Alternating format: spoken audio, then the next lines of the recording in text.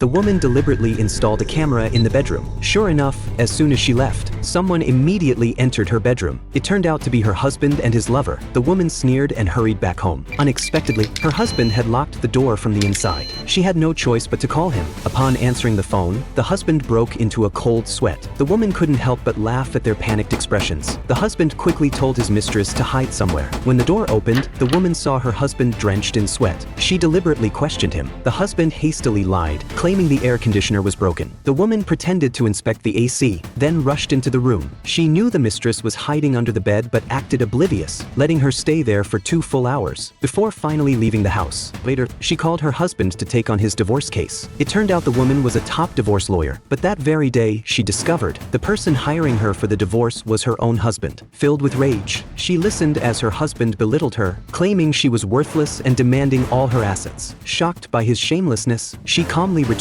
home. Her husband immediately handed her a contract to sign. Without hesitation, she signed it, then used the camera footage as evidence of his affair. She agreed to handle his divorce case, making the man certain he'd win and leave her penniless. Blinded by arrogance, they failed to recognize the voice on the phone as hers. The family dropped all pretenses, demanding she leave the house immediately. The woman laughed. The property was hers, but the husband smugly declared she'd signed it away.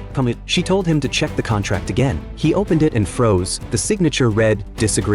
Furious, the husband cursed her cunning. Yet the family remained confident. They had hired the best lawyer. They taunted her, saying she'd lose everything. But when they met their lawyer, the woman appeared in a barrister's robe. They refused to believe she was the attorney, accusing her of impersonation. She ignored them and entered the courtroom. Even as the trial began, the husband saw no sign of his lawyer. He frantically texted, only for the woman to show his messages on her phone. She was already there. Stunned, he begged for mercy, but she vowed to make him pay.